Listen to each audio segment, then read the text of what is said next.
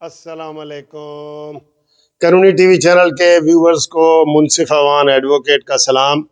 आज आप देख रहे हैं माशाल्लाह बड़ा प्यारा गुलदस्ता हमने सजाया है आपके लिए, और करंट अफेयर पे हमारी सारी बात होगी। और ये सारे हमारे मेहमान भी हैं, लीडर भी हैं, और माशाल्लाह मैं इधर रफाकत डोगर साहब हैं, ये मुस्लिम लीग नून लायर फोरम के लाहौर के सदर हैं। राजा जुल्करनैन है, मेरे बड़े भाइयों की तरह है, साबका सुप्रीम कोर्ट के सेक्रेटरी जनरल हैं, सर वेलकम।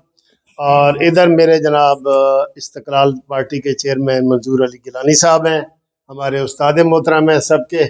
और ये याकूब अवान साहब हैं, ये हमारे वकीलों के लीडर हैं। ठीक है ना जी। तो सर मौजूदा हालात में देखें कितना आइनी बहरान पैदा हुआ है। डोगर साहब आपसे मैं आगाज़ करूँगा।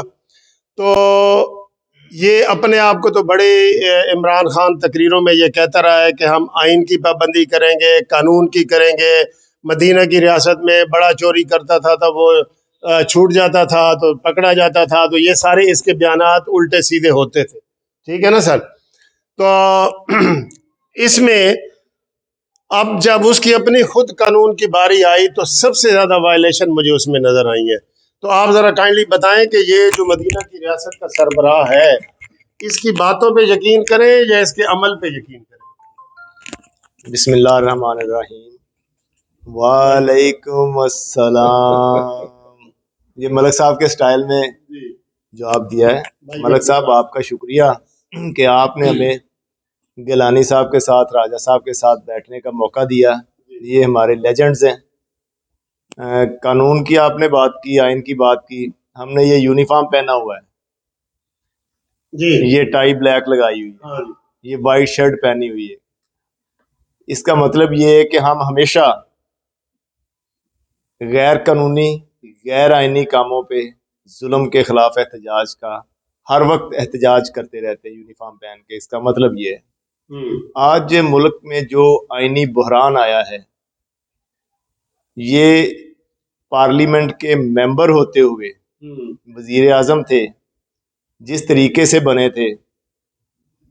हालांकि मौलाना फजलुर रहमान साहब ने वेरी फर्स्ट डे जब रिजल्ट आए थे जुलाई 26 को, उसी रात को 180 मॉडल टाउन में जो मीटिंग हुई और प्रेस कॉन्फ्रेंस हुई, वहाँ पे सब लोगों ने ये कहा कि इसके खिलाफ हमें चाहिए कि हम ओथ ना उठाएं, असम्बली के मेंबर्स का ओथ ना उठाएं। बीइंग अ पॉलिटिकल पार्टी, मियां मोहम्मद नवाज शरीफ साहब ने, मियां शहबाज शरीफ साहब ने ये फैसला किया कि हम वोट की इज्जत की खातिर बाहर निकले हैं। लोगों ने हमें मुंतखब किया है, हमें पार्लियामेंट में जाके बात करनी चाहिए, रिज़ाइन नहीं करना चाहिए। हम कोशिश करें कि मुल्क को डिरेल ना होने दें, जमहूरियत को, जमहूरियत अपने ट्रैक पे रहे। वो उन्होंने एक अच्छी मिसाल कायम की। सारी दुनिया जानती थी कि ये इलेक्शन चुराया गया है, आरटीएस बिठाया गया है।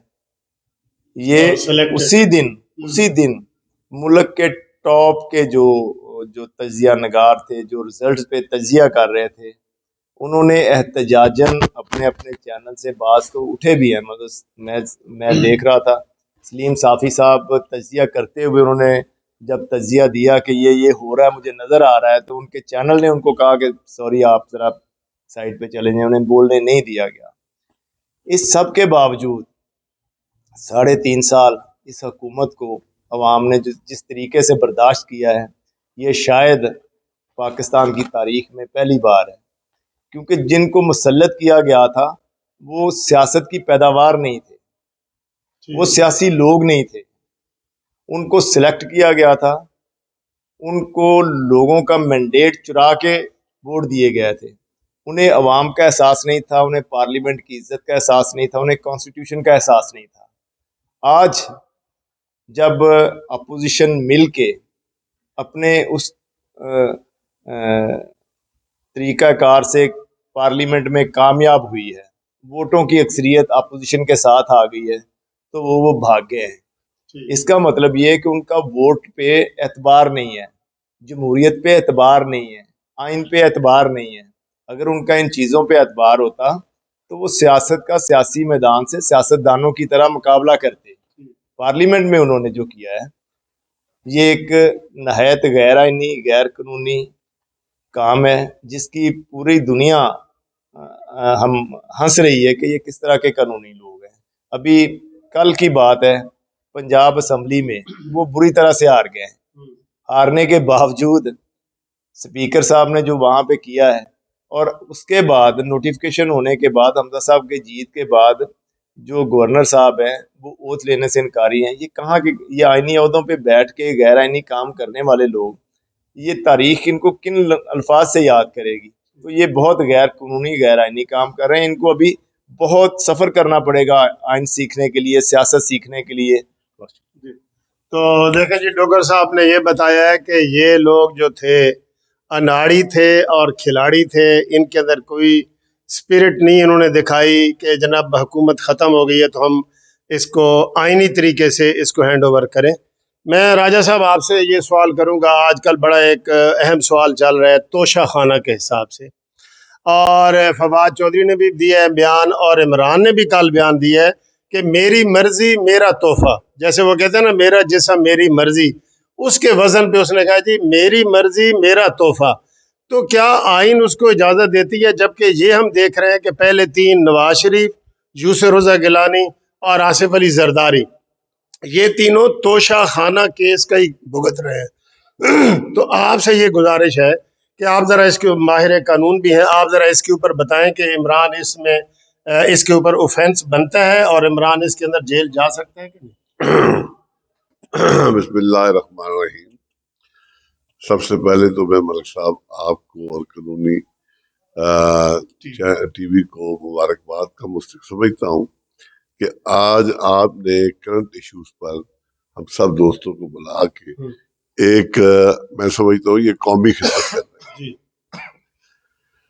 تو اس میں تو ہماری جو لیڈر ہیں مریم نواز صاحبہ, میں آپ کو اسپیشلی وہ اس وقت پاکستان کی مقبول ترین لیڈر ہیں, انہوں نے بڑے واضح الفاظ میں کہا ہے کہ دیکھیں, اور وہ آئینی بھی ہے, کہ ان کو یا صدر پاکستان کو جو تحفے ملتے ہیں یہ ریاستی عہدیدار, یہ عہدیدار ہے, یہ عہدوں کی وجہ سے ملتے ہیں, لہذا وہ پاکستان کی ریاست کو تحفہ مل رہا ہوتا ہے. لہذا تحفہ ریاست کا تو مرضی بھی ریاست.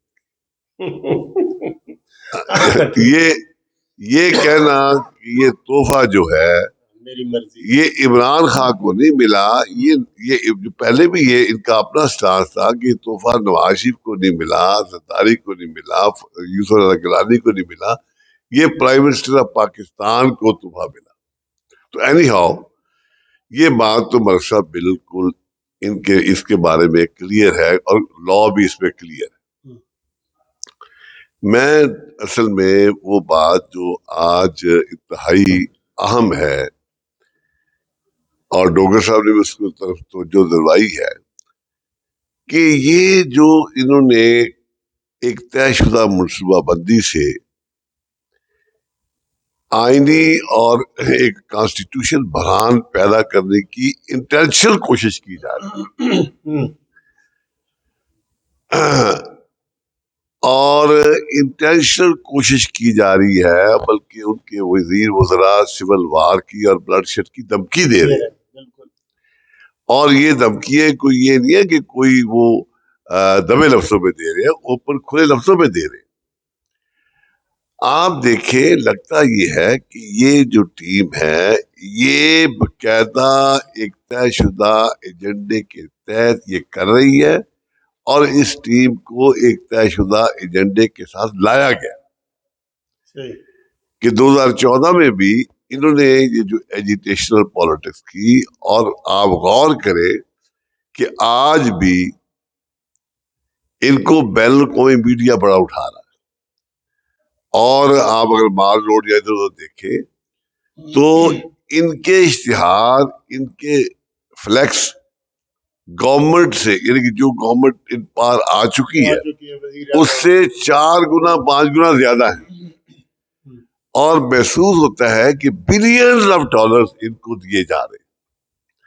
اب دیکھنا یہ ہے کہ یہ ہر قدم آئین سے بالاتر کر رہے ہیں۔ آپ کے سامنے ووٹ آف نو کانفیڈنس کا سلسلہ آیا، جس طرح اس میں آرٹیکل 5 کو استعمال کیا گیا، اور جس طرح اسپیکر صاحب نے ڈپٹی اسپیکر صاحب نے وہ رولنگ دی، آپ کے سامنے وہ آ گئی، اور عدالت نے اس میں نوٹس دیا کہ وہ ایک کانسٹیٹیوشن کرائسس پیدا کرنے کی کوشش کی۔ اسی طرح عمران خان صاحب جب نکلے ہیں تو انہوں نے جس انداز سے جو بیہیویئر اختیار کیا وہ ایک شریفانہ بیہیویئر نہیں تھا۔ اس کے بعد آپ دیکھیں کہ یہاں پر حمزہ شہباز شریف واضح اکثریت سے الیکٹ ہو گئے، اور آپ دیکھیں کہ ڈپٹی اسپیکر کو اوپنلی مارا گیا، اس کو شدت کر کے زخمی کیا گیا، اور لگتا تھا کہ ایک خاص طے شدہ منصوبہ بندی کے ساتھ کوئی ایسے لوگ بین الاقوامی طور پہ ان کو اسپانسر کر رہے ہیں جو پارلیمنٹ میں قتل کروانا چاہتے ہیں۔ یعنی آپ دیکھیں کہ آج دنیا کا سارا ایک خاص میڈیا ان کو سپورٹ کرتا ہوا نظر آ رہا ہے۔ جی، تو راجہ صاحب وقفے سے پہلے بات کر رہے تھے آئین شکنی کے حوالے سے، سر کنٹینیو کریں جہاں سے آپ کا رابطہ ٹوٹا تھا۔ بسم اللہ الرحمن الرحیم۔ تو میں بات کر رہا تھا کہ یہ تو آپ کے سارے وکلا بیٹھے ہیں، اب جو اب نارمل موجودہ یہ جو عمران خان صاحب ان کی ٹیم کا رویہ سامنے آ رہا ہے، میں اس کی ایکسٹرا آرڈنری اب نارملٹی میں بات کر رہا تھا کہ اس قدر ان کا خطرناک ان کے بیانات، اور پھر دیکھیں کہ یہ خود ہمارے ریاستی اداروں کو نوٹس لینا پڑا کہ انہوں نے فوج کے خلاف ایسی مہم چلائی جو کہ ایک دشمن ملک جو ہے وہ تو خوش ہو سکتا ہے، لیکن پاکستان کے لوگ اس پر انتہائی متفکر ہوئے، غمزدہ ہوئے کہ یہ کیا کرنے جا رہا ہے۔ تو میں سمجھتا ہوں کہ یہ لگتا یہ ہے کہ جس طرح دیکھیں عرب ورلڈ میں عراق برباد کیا گیا، افغانستان اپنا شام برباد ہوا، لیبیا برباد ہوا، سوڈان برباد ہوا، الجزائر برباد ہوا، یمن میں جو بربادی آئی، ایران میں جو بربادی آئی، لگتا یہ ہے کہ وہ قوتیں جو پاکستان کے ایٹم بم کے خلاف ہیں، ایٹمی ذخائر کے خلاف ہیں، جو پاکستان کی فوج کے خلاف ہے، جو پاکستان کی ریاست کے خلاف ہے، یہ ان کے ایجنڈے پر عمل کرتا ہوا نظر آتا ہے۔ صحیح بات۔ اور یہ اس کے ساتھ افراد لگتا ہے کہ ان بین الاقوامی قوتوں کے ایجنٹ کے طور پر، اعلی کار کے طور پر کام کر رہے ہیں۔ انتہائی خطرناک بات ہے کہ وہ کھلے بندوں قتل عام کی دھمکیاں دے رہے ہیں، اور اس کے ساتھ وہ اس پہ عمل پیرا ہوتے نظر آ رہے ہیں۔ تو میں تو سمجھتا ہوں کہ ہم سب کو، اور خاص طور پر صاحب تمام جمہوری قوتوں نے اس کا نوٹس لیا ہوا ہے۔ آج متحدہ اپوزیشن جو ہے وہ مل کے اس پہ غور و خوض کر رہی ہے، وہ اس ساری معاملات کی سنجیدگی کو سمجھ رہے ہیں، اور وہ سارے سمجھ رہی ہیں۔ اس لیے میں سمجھتا ہوں کہ پاکستان کی ریاست جو ہے آگے سے مضبوط تر ہوگی، اور ملک دشمن ناکام ہوگی انشاءاللہ۔ تھینک یو راجہ صاحب، انتہائی تشویشناک صورتحال بتائی ہے راجہ صاحب نے کہ کس طریقے سے پاکستان کی سلامتی کے ساتھ، پاکستان کی افواج کے ساتھ، پاکستان کی عدلیہ کے ساتھ انہوں نے کھیلنے کی کوشش کی ہے۔ تو یہ واقعی بڑا قابل مذمت عمل ہے ان کا۔ تو منظور علی گیلانی صاحب، آپ کی سر تاریخ پہ بڑی نظر ہے، سیاسی تاریخ پہ خاص طور پہ ہم آپ کو کہتے ہیں کہ آپ تاریخ کے استاد ہیں ہمارے سب کے۔ تو یہ 14 جماعتوں کی یہ جو متفقہ حکومت بنی ہے پہلی دفعہ پاکستان میں اتنی بڑی تعداد میں، ویسے تو آپ ARD میں رہے ہیں، قومی اتحاد میں رہے ہیں، اور چھوٹی چھوٹی باتیں ہوئی ہیں، لیکن 14 جماعتوں نے مل کے یہ حکومت بنائی ہے۔ کیا یہ آپ کو چلتی ہوئی نظر آ رہی ہے؟ اور دوسرا یہ ہے کہ آپ کیا سمجھتے ہیں کہ ان کو فوری الیکشن کتنے عرصے کے بعد کرا دینا چاہیے؟ ذرا اظہار خیال کریں۔ بسم اللہ الرحمن الرحیم۔ ملک صاحب، میں آپ کا شکر گزار ہوں اور دیگر دوستوں کا بھی جو آج کی گفتگو میں شامل ہیں۔ میں سمجھتا ہوں کہ یہ جو حکومت بنی ہے یہ بھی چلے گی، کیونکہ انہوں نے قوم سے وعدہ کیا ہے۔ یہ خالی کوئی حکومت کی تبدیلی نہیں ہے۔ ایک ہوتا ہے کہ ایک حکومت آئی ایک چلی گئی، وہ روٹین کی بات ہوتی ہے۔ یہ خاص حالات میں یہ حکومت بنی ہے اور انہوں نے قوم سے وعدے کیے ہیں۔ عمران خان جو تھے ان کی حکومت پر بات کرنا میرا خیال میں وقت کو ضائع کرنا ہے۔ ٹھیک ہے، اب مستقبل کی طرف دیکھنا چاہیے۔ مجھے امید ہے کہ یہ انتخابی اصلاحات کریں گے اور یہ اکتوبر میں یا نومبر کے شروعات میں پاکستان میں انتخابات ہو جائیں گے، چونکہ لیڈر آف اپوزیشن کے طور پر موجودہ وزیر اعظم جناب شہباز شریف صاحب نے قوم سے کہا کہ ہم اکٹھے حکومت کریں گے 5 سال۔ مطلب یہ تھا کہ انتخابات کے بعد ہم 5 سال اکٹھے رہیں گے تاکہ پاکستان کے عوام کو جو مسائل درپیش ہیں، جس میں مہنگائی ہے، بے روزگاری ہے، لوٹ مار ہے، کرپشن ہے، صحت کی اور تعلیم کے مسائل ہیں، دیگر کے جو بھی جتنے بھی مسائل ہیں، انہوں نے کہا کہ ہم نے اس کو ٹھیک کرنا ہے۔ پاکستان کی سیاست کو ٹھیک کرنا ہے، پاکستان کی معیشت کو ٹھیک کرنا ہے اور پاکستان کی جو معاشرتی حالات ہیں اس کو بھی ٹھیک کرنا ہے۔ کیونکہ جو اس وقت گالم گلوچ کا کلچر چل رہا ہے، جس کی کچھ ویڈیوز میں نے دیکھی ہیں، میں نے سنی ہیں، تو مجھے بڑا افسوس ہوا۔ ہم نے ہمیشہ جرنیل شاہی کی مخالفت کی ہے، اس ضمن میں ہم نے جیلیں کاٹی ہیں، ڈنڈے کھائے ہیں، ہر قسم کی آمریت کا مقابلہ کیا، لیکن ہم فوج کے کبھی خلاف نہیں رہے۔ ہم ہوس پرست جرنیلوں کے خلاف رہے۔ ہم نے جو عدلیہ کے غلط فیصلے ہوئے ان کو ہم نے ہدف تنقید بنایا، لیکن جوڈیشری کو بحیثیت مجموعی ہم نے ٹارگٹ نہیں کیا، جو کہ موجودہ حالات میں ہم دیکھ رہے ہیں۔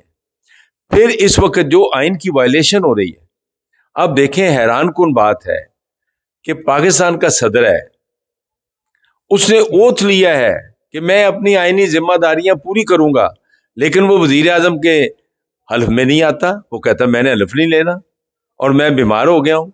اصل میں وہ بیمار نہیں ہوا، وہ پھر جو کابینہ کا آج حلف ہوا ہے اس میں بھی اس نے حلف لینے سے انکار کیا۔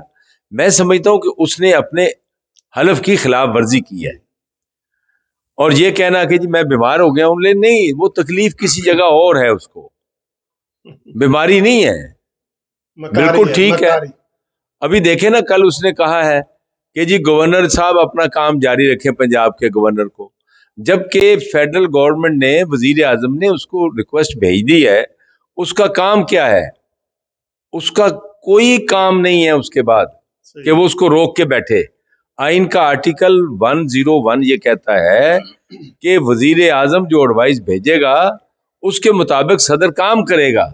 گورنر کا جو ایشو ہے، ایک ہوتا ہے کہ باقی ایشوز ہوتے ہیں، قانون سازی ہوتی ہے، اس میں گورنر صاحب، وہ صدر صاحب دیکھتے ہیں، اس کو پڑھتے ہیں، اس کو واپس بھی بھیج سکتے ہیں، لیکن یہ ایڈوائز جو ہے اس پر صرف اس نے عمل کرنا ہے اور اس کا کوئی کام نہیں ہے، بائنڈنگ ہے اس پر، لیکن وہ نہیں کر رہا۔